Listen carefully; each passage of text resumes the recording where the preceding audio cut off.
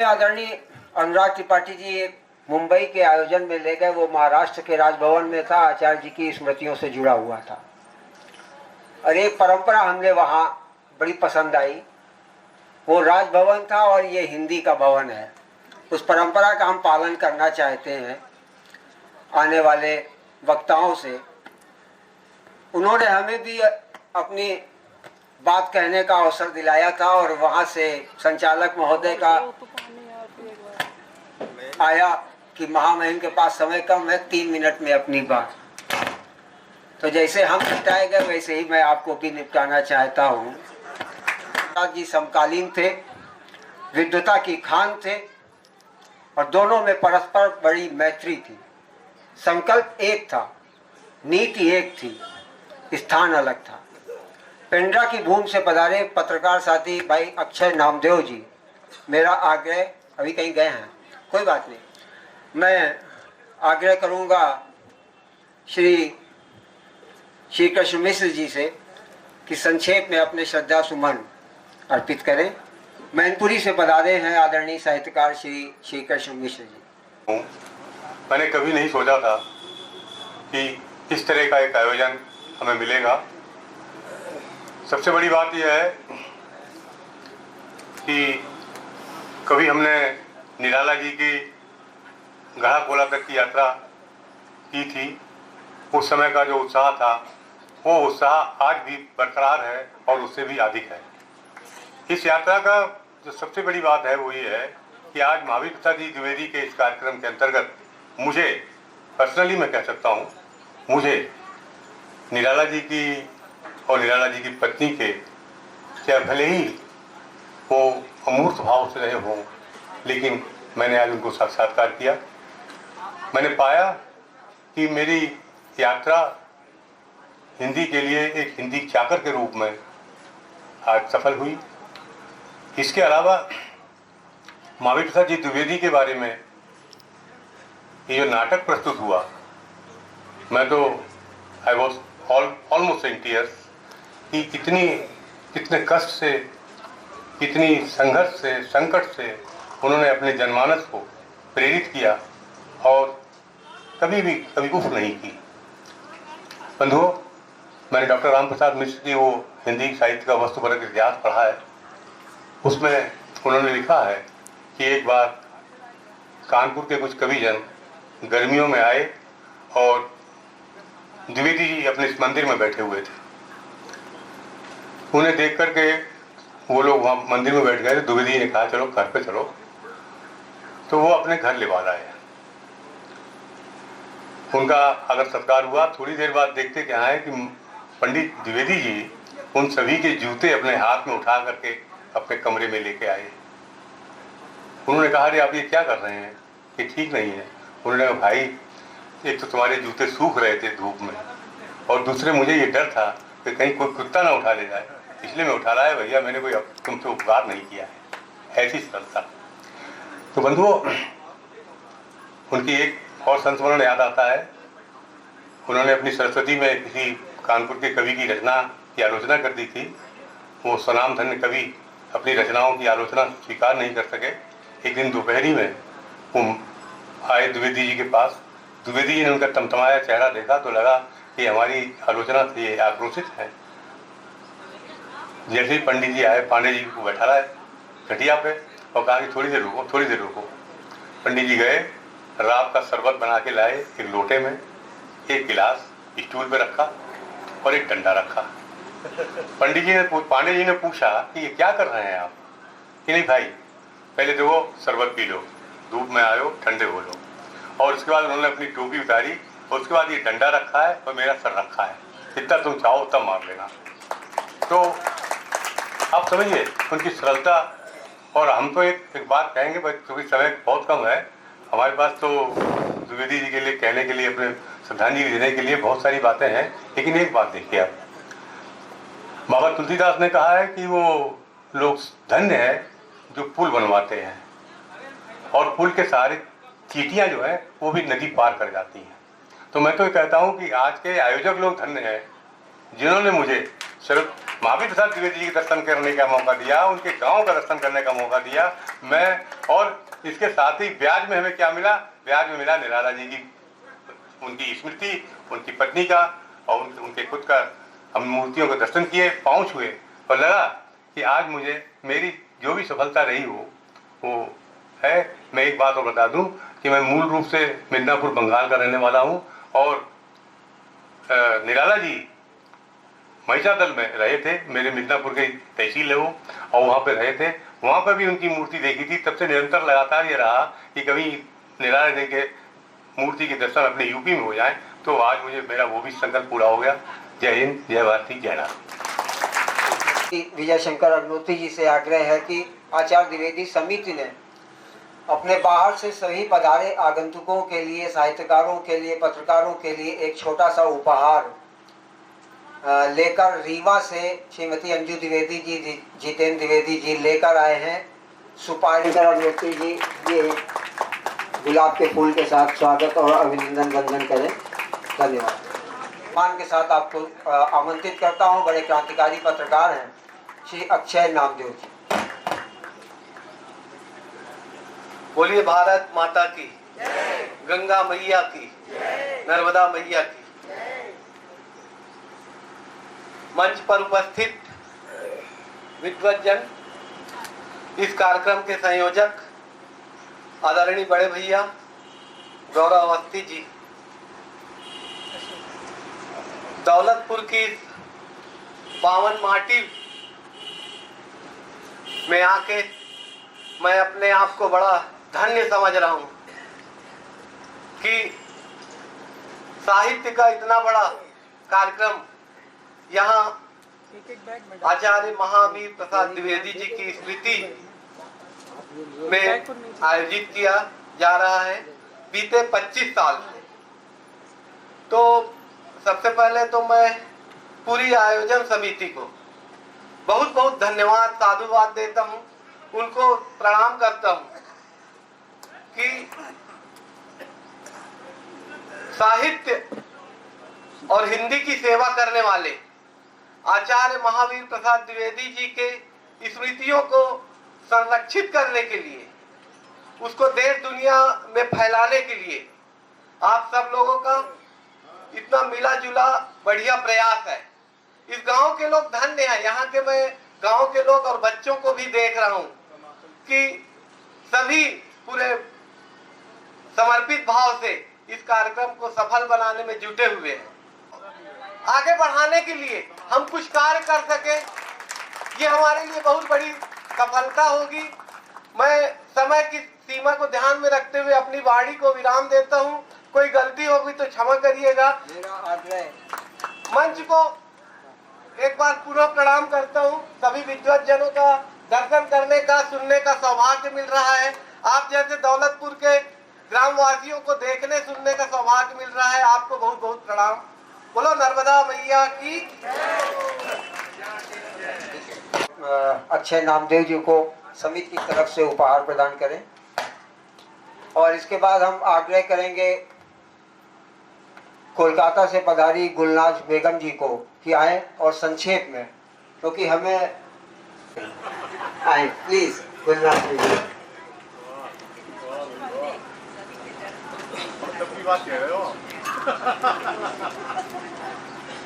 आइए आप आइए।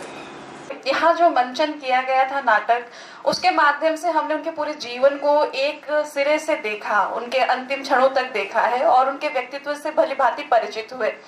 उन्होंने हमेशा से इस बात पर जोर दिया कि नवजागरण, जो कि पैम्फलेट में जो एक विषय है कि नवजागरण जो हम आज के संदर्भ में देखेंगे, उसकी प्रासंगिकता की बात की गई थी, उस पर विचार करने की मुझे उम्मीद है कि आगे हम उन पर और विस्तार से सुनेंगे। तो सबसे बड़ी बात है कि उन्होंने अपने समय में सामाजिक, राजनीतिक और खास करके आर्थिक परिस्थितियों को सुधारने के लिए विशेष ध्यान दिया। इसीलिए उन्होंने संपत्ति शास्त्र जैसे महत्वपूर्ण रचना की, कीर्ति की रचना की। तो वो कितने सजग थे और कितने विषयों के ज्ञाता थे, ये उनकी रचनाओं के आधार पर हम जानते हैं, उनको देखते हैं।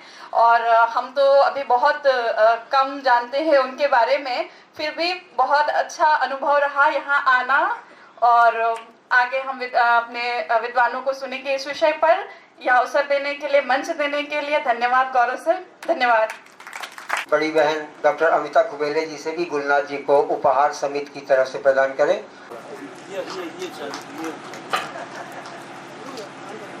और हम उत्तराखंड से पधारी डॉक्टर सुमन फुलारा जी से भी विनम्र निवेदन के साथ ही संक्षेप में, इसके बाद हम आगे वीणा वादिनी माँ सरस्वती के इस पावन मंदिर में अपनी कीर्ति की आभा को प्रस्फुटित करने वाले माननीय अतिथि महोदय अपने ज्ञान के अभिवर्षण से हमें त्वरित कर ज्ञान का रसास्वादन कराने वाले विभिन्न निकायों से आए हुए गणमान्य तथा यहाँ पर उपस्थित सभी विशिष्ट गण, मैं डॉक्टर सुमन फुलारा आप सभी का तहे दिल से स्वागत और अभिनंदन करती हूँ।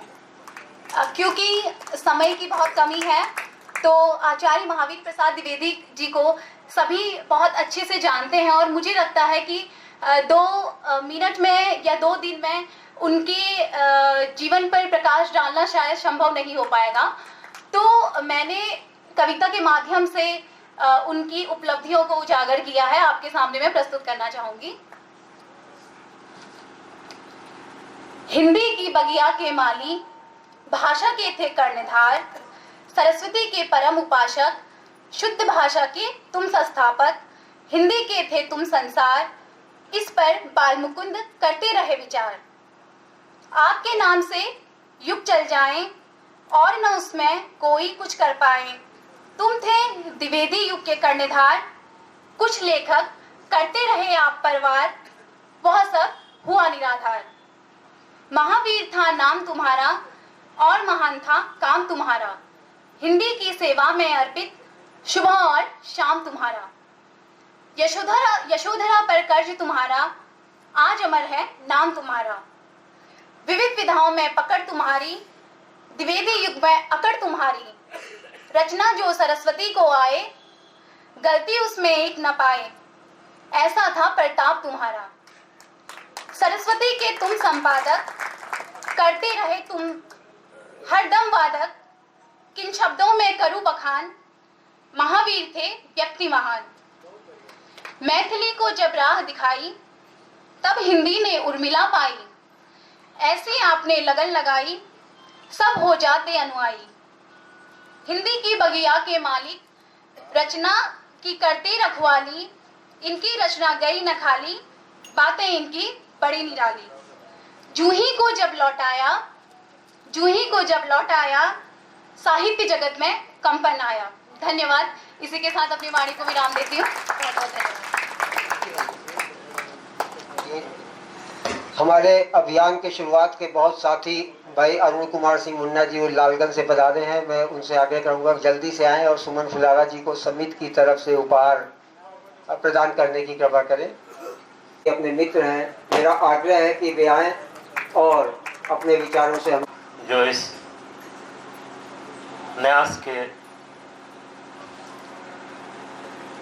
संयोजक हैं, इनका मेरे से गहरा स्नेह है और जब से मैं इनसे मिला हूँ इस न्यास के कार्यक्रम के संदर्भ में, ये इन्होंने एक तरह से कहिए या मैं भी साहित्य का विद्यार्थी रहा हूँ। हिंदी साहित्य में 2 ही ऐसे व्यक्ति हैं जिनके नाम पर कोई काल है, भारतेंदु हरिश्चंद्र और महावीर प्रसाद द्विवेदी के नाम से द्विवेदी युग।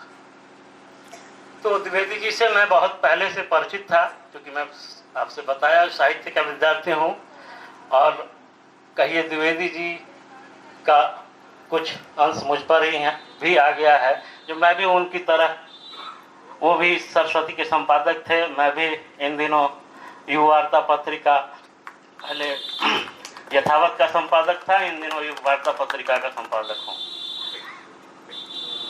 तो कहें तो द्विवेदी जी से ही एक कई शक्ति मुझे भी मिली, जो मैं भी किसी बड़े लेखकों की रचनाएं लौटा देता हूँ या उनसे कहता हूँ जो आप इसमें ये सुधार करिए, तभी आपकी रचना हम छापेंगे, अन्यथा नहीं छापेंगे।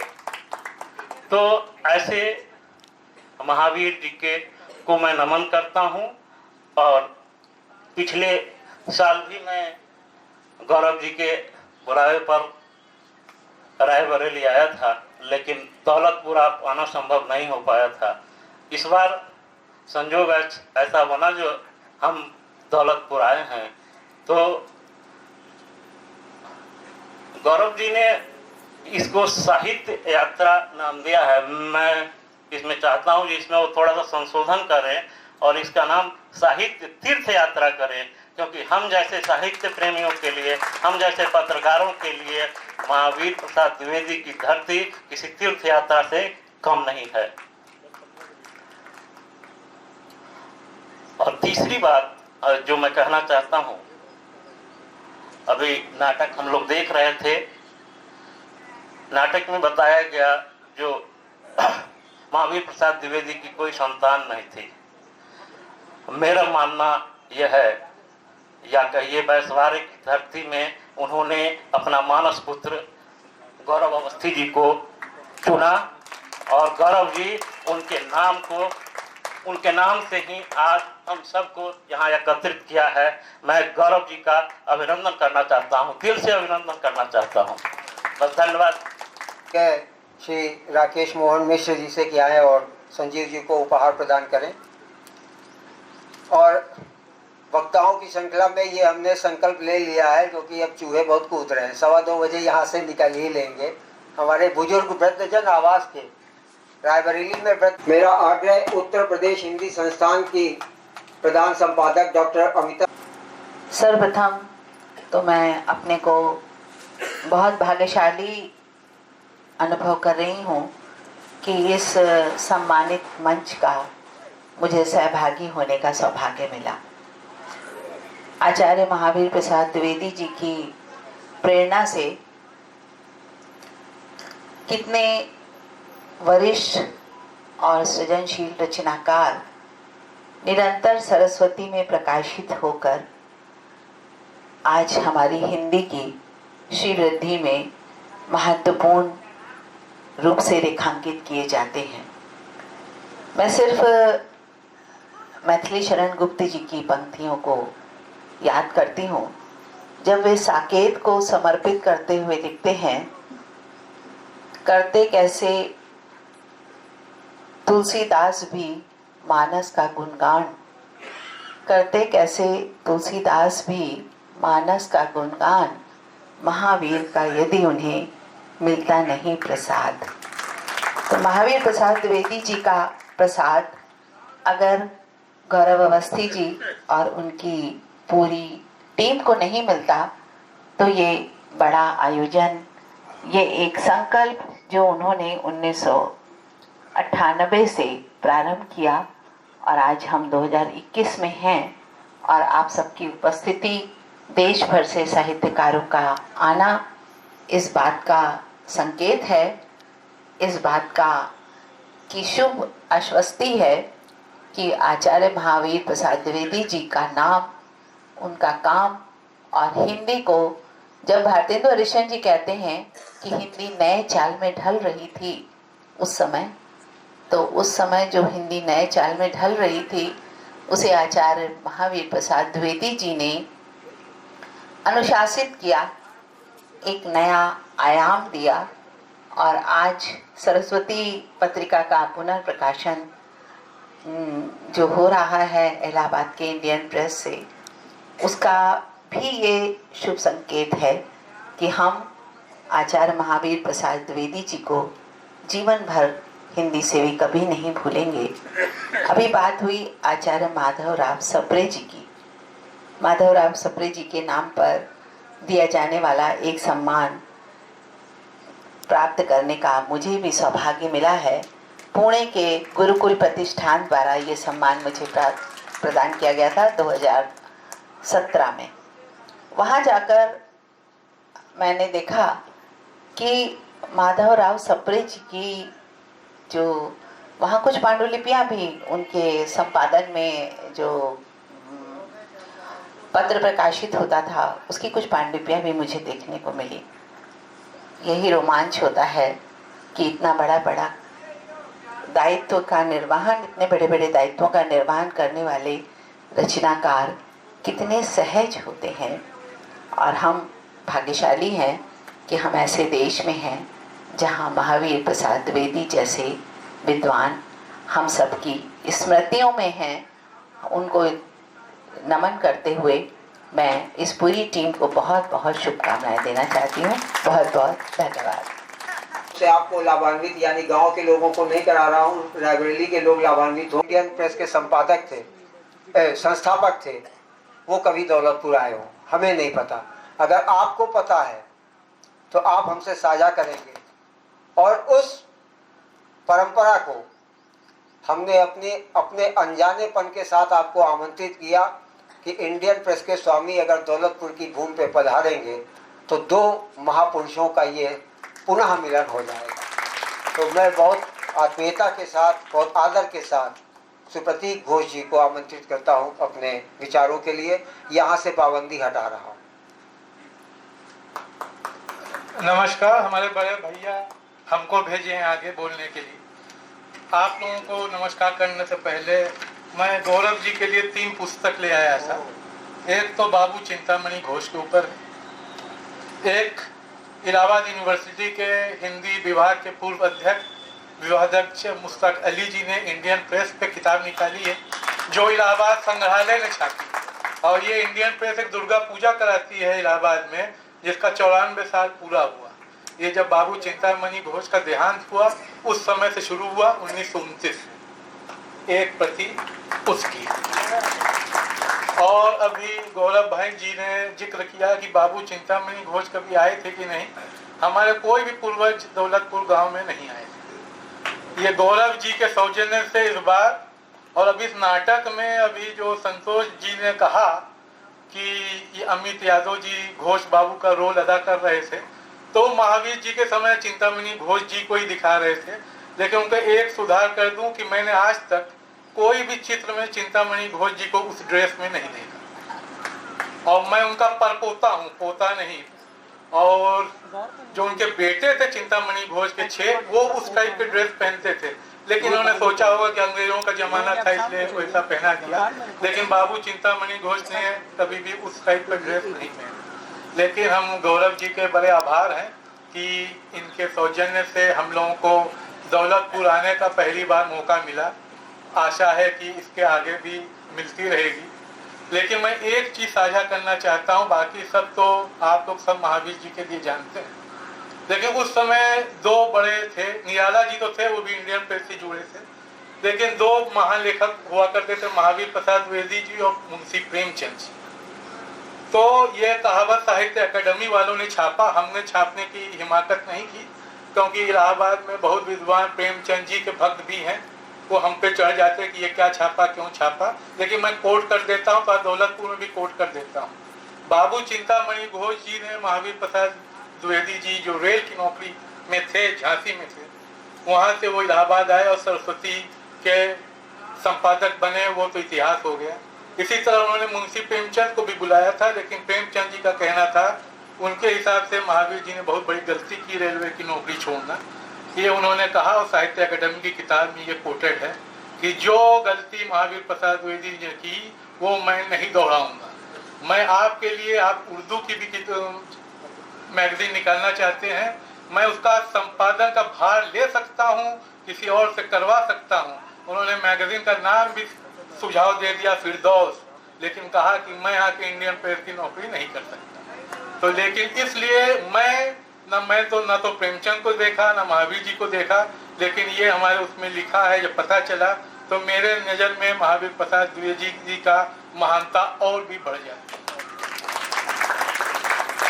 और हम इंडियन प्रेस के रूप में, ये तो हिंदी जगत के लोग कहते हैं, लेकिन मैं गर्व के साथ कहता हूँ कि इंडियन प्रेस ने रविन्द्रनाथ टैगोर को भी 15 साल छापा। और इस पुस्तक में उसका जिक्र है जो मैंने गौरव जी को दिया। और ओरिजिनल गीतांजलि जिसमें नोबेल प्राइज मिली थी, वो भी इंडियन प्रेस इलाहाबाद में ही छपी 1910 में। 1908 से लेकर 1923 रविन्द्रनाथ टैगोर जी की 87 किताबें इलाहाबाद के इंडियन प्रेस में ही छपी। उसके बाद उन्होंने विश्व भारती खोली, उसके बाद उनकी किताब की कॉपीराइट वहाँ चली गई। अब तो सब कॉपीराइट खत्म हो गया, क्योंकि लेखक के 60 साल बाद कोई भी छाप सकता है, लेकिन मैं आप लोगों का और गौरव जी का स्पेशली बहुत बहुत आभार कि हम लोगों को मौका दिया कि इंडियन प्रेस का प्रतिनिधित्व करने के लिए, और उनके महावीर प्रसाद द्विवेदी को नमन करते हुए मैं आपको मैं बहुत आग्रह करूंगा विनोद शुक्ला जी और विनय द्विवेदी जी, समिति के अध्यक्ष और कोषाध्यक्ष, इनके बिना हमारा कुछ मामला शून्य हो जाएगा।